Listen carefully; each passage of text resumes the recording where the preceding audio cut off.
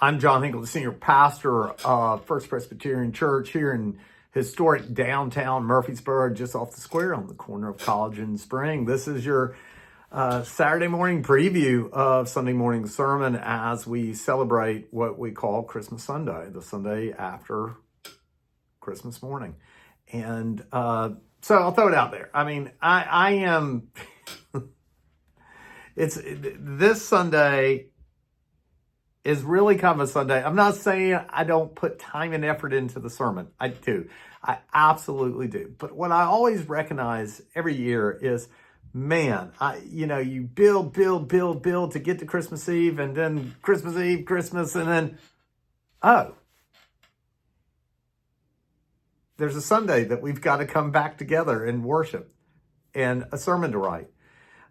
So we actually have two Sundays before Epiphany. Epiphany, of course, is the day we mark when the wise men came and brought their gifts to Jesus. So we have two Sundays. So I've got to do something with these two Sundays. And so what I thought I would do is I would focus on two Christmas stories that don't get much play.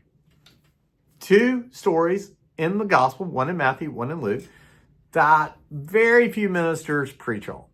Now, I'm not saying ministers don't preach on it, but it's not our go-to, and it's not our go-to for a simple reason. It's a hard story, both in Luke and in Matthew, to hear, especially right after we just got through Christmas Eve and bringing Jesus into the world, and then boom, we get these two stories. So let's talk about them, and let's first talk about what we're talking about this Sunday, which is the story of Simeon. According to the Gospel of Luke, 8 days after Jesus was born in Bethlehem, Mary and Joseph traveled to Jerusalem. Now, I want to throw it out there. That is not like me going to MTSU from my office. That's what it kind of would be like if I was going to Bethany. We always hear about Bethany. Well, Bethany would be just like going to MTSU. If I was leaving my office and going to MTSU, that would be like going from Jerusalem to Bethany. It's a couple blocks away. Bethlehem's a little bit further away, but not so much that you couldn't make it in a day and get back in a day. And that's exactly what we are told Mary and Joseph do. It's 8 days after Jesus is born. They travel, this mother who just gave birth, travel to Jerusalem to present Jesus in the temple in order for him to be circumcised. I mean, why not? You're that close. Who wouldn't want their child to be dedicated in the temple and to be circumcised?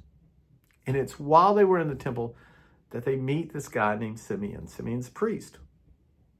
And Simeon, for a good portion of his life, believed before he would die, he would see the coming of the Messiah. Good news. He does. Rejoice, right? Only when he sees the Messiah and he looks into Mary's eyes, he understands what's actually going to be waiting for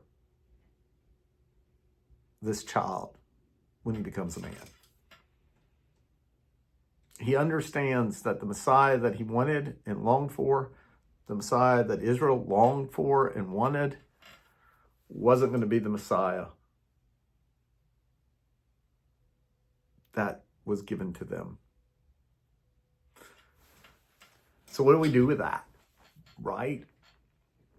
How does Simeon's story affect us today? I think so often it's the same story repeated over again. This is the Messiah that we want, the Messiah that we have longed for isn't necessarily the Messiah that's given to us. And so this Sunday, that's what we're going to look at and we're going to explore.